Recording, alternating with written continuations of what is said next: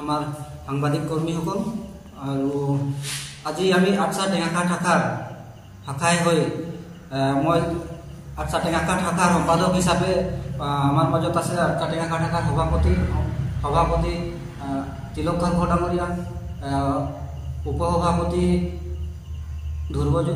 ধ্ৰুৱজ্যোতি তাঁতী, তাৰপিছতে আমাৰ মাজত নন্দনবন চাব ব্ৰাঞ্চৰ সভাপতি আছে। আমি বিশেষকৈ আজি সংবাদমেল আয়োজন কৰাৰ বিশেষ কাৰণ হৈছে যে আমাক বিশেষভাৱে যি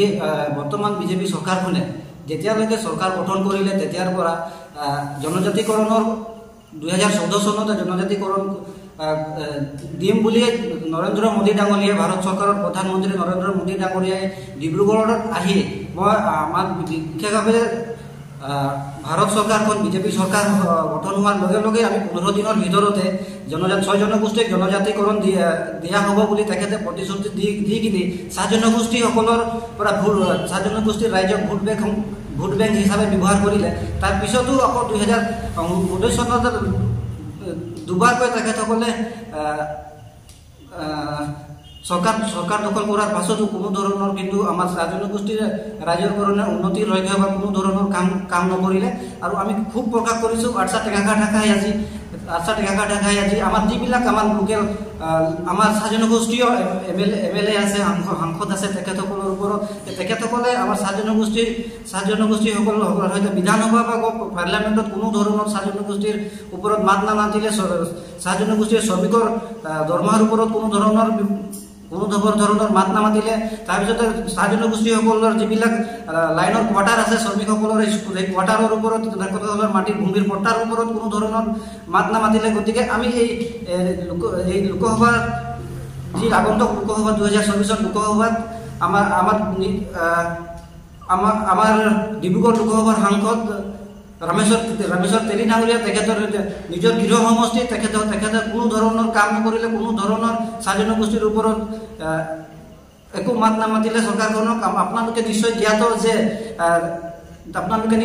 2023 চনত নন্দনবন বচাপথাৰ যিখন বাগান আছে সেই বাগানখন অচলা অৱস্থা হৈছিলে, বন্ধ হৈ পৰিছিলে। তাত তেখেতসকলক আমি ৰামেশ্বৰ তেলীক এজন শ্ৰম মন্ত্ৰী হৈ মেলি তেখেতে কোনো ধৰণৰ ব্যৱস্থা গ্ৰহণ নকৰে। আটছাৰ স্মাৰক পত্ৰ দিয়াৰ পিছতো তেখেত শ্ৰম মন্ত্ৰী ৰাজ্যিক কেন্দ্ৰীয় শ্ৰম মন্ত্ৰীয়ে কোনো ধৰণৰ আমাৰ স্মাৰক পত্ৰৰ ওপৰত কোনো সঁহাৰি নজনালে। আমি তেখেতসকলক প্ৰকাশ কৰিছোঁ ৰামেশ্বৰ তেলী ডাঙৰীয়াক বিশেষকৈ যে তেখেতে যদি এইবাৰ আগন্তুক লোকসভা 2024 তেখেতক যদি প্ৰাৰ্থিত্ব প্ৰদান কৰে তেতিয়াহ'লে আমি ঘোৰ বিৰোধিতা কৰিম তেখেতৰ ওপৰত। আৰু চাহ জনগোষ্ঠীৰ ওপৰত আমি এইটো ক'ব বিচাৰিছোঁ আজি সংবাদমেল আপোনালোকৰ জ্ঞাতাৰ্থে যে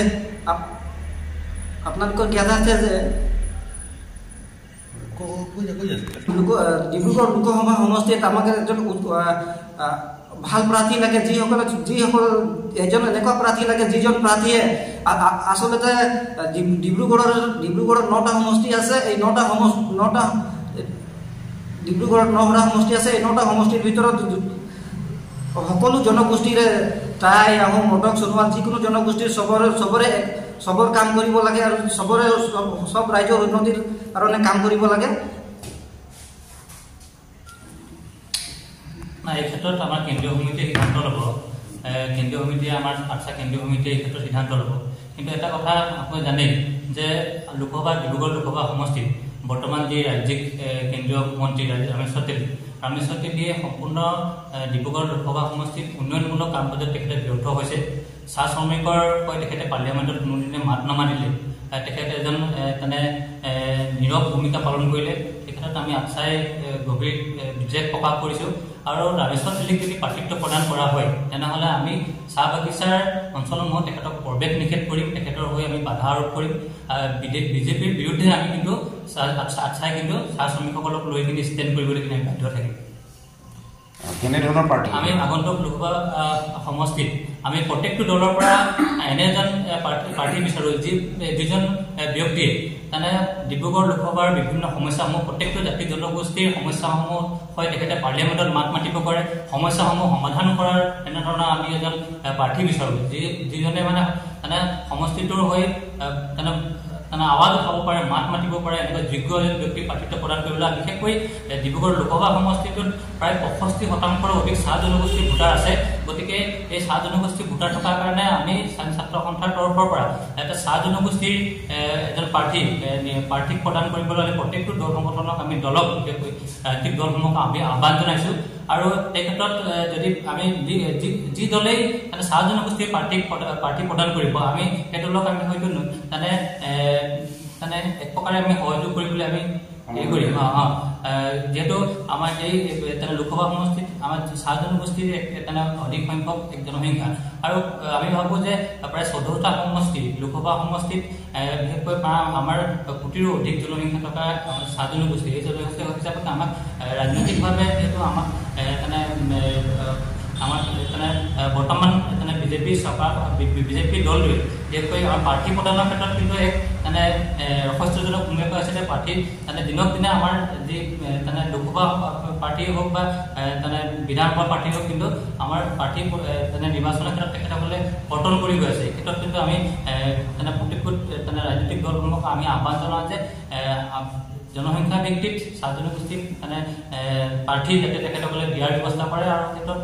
যিহেতু চাহ শ্ৰমিকসকলৰ এক অসমৰ ভূমিকা আছে গতিকে তেখেতসকলৰ সন্মান জনাই যাতে ডিব্ৰুগড় লোকসভা সমষ্টিটো যাতে চাহ জনগোষ্ঠীৰ প্ৰাৰ্থী প্ৰদান কৰি উত্তৰণৰ ক্ষেত্ৰত তেখেতসকলে হয় আপোনালোকে এটা ভাল প্ৰশ্ন কৰিছে আমি আহ্বান জনাইছিলোঁ আমিও ইতিমধ্যে বসুন্ধৰা 1 আৰু 2ত আমি বিভিন্ন অঞ্চলত গৈ কিনে আমাৰ চাহ শ্ৰমিকসকলক আমি সজাগতা সচেতন কৰিছোঁ তেখেতসকলে আবেদন নিবেদন কৰিছে কিন্তু আমি দেখিবলৈ পাইছোঁ যে বৰ্তমান বসুন্ধৰা 1 আৰু 2ত চাহ শ্ৰমিকসকলে বিশেষ লাভান্বিত হোৱা নাই তেখেতসকলে আবেদন কৰাৰ পাছতো তেখেতসকলে হয়তো ভূমিৰ যি পট্টা এই পট্টা পোৱাত তেখেতসকলে পোৱাগৈ নাই গতিকে চৰকাৰখনে যাতে চাহ শ্ৰমিক বসুন্ধৰাত ঠিক আছে চাহ শ্ৰমিকসকলৰ প্ৰায় 200 বছৰৰো অধিক এইখিনি মাটিত তেখেতসকলে বাগিচাৰ বিভিন্ন অঞ্চলত তেখেতৰ লাইন পথাৰসমূহত এই লাইন পথাৰসমূহৰ যি মাটি ভূমি এই ভূমিখিনি যাতে বাগিচাক যাতে কীটপতংগ যদি এটা হেৰি কৰি কিনি তেখেতসকলৰ ভূমি পট্টা ভূমি ম্যাদী পট্টা তেখেতসকলে পোৱাৰ এটা ব্যৱস্থা কৰিব লাগে আৰু বসুন্ধৰাত 3ত যাতে তেখেতসকলে এই যিখিনি নীতি নিয়ম এই নীতি নিয়ম চাহ জনগোষ্ঠীৰ ক্ষেত্ৰত শিথিল কৰাৰ বাবে আমি চৰকাৰখনক আহ্বান জনাইছোঁ চাহ জনগোষ্ঠীক আদি কৰি 6 জনগোষ্ঠী জনজাতিকৰণ এই জনজাতিকৰণ আমি জনজাতিকৰণ যাতে পাব লাগে যিহেতু আমাৰ নৈতিক অধিকাৰ হয় আৰু আমাৰ যিখিনি জনজাতিকৰণ পোৱাৰ আমাৰ যি গোটেইখিনি চাহ জনগোষ্ঠীলৈকে 6 জনগোষ্ঠী আছে গতিকে নিৰ্বাচনৰ প্ৰত্যেকটো নিৰ্বাচনৰ আগে বিজেপি হওক বা কংগ্ৰেছেই হওক আমাক লালিগড়ৰ নিচিনা ব্যৱহাৰ কৰিছে জনজাতিকৰণ দিম কৰি কিন্তু দিয়া নাই গতিকে ইয়াৰ আগন্তুক নিৰ্বাচনৰ আগত যিটো কেন্দ্ৰীয় সমিতিয়ে আমাৰ যিহেতু বিভিন্ন আন্দোলন কৰি আহিছে আৰু এই ক্ষেত্ৰত হয়তো আমি যদি বৰ্তমান যি দলে যদি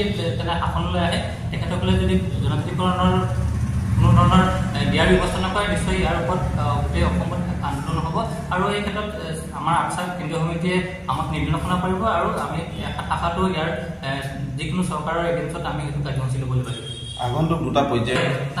ৰামেশ্বৰ তেলী এখন চাহ জনগোষ্ঠীৰ সাংসদ আৰু তেখেতে ছাত্ৰ সন্থাৰ পৰা তেখেতে যোৱা গতিকে তেখেত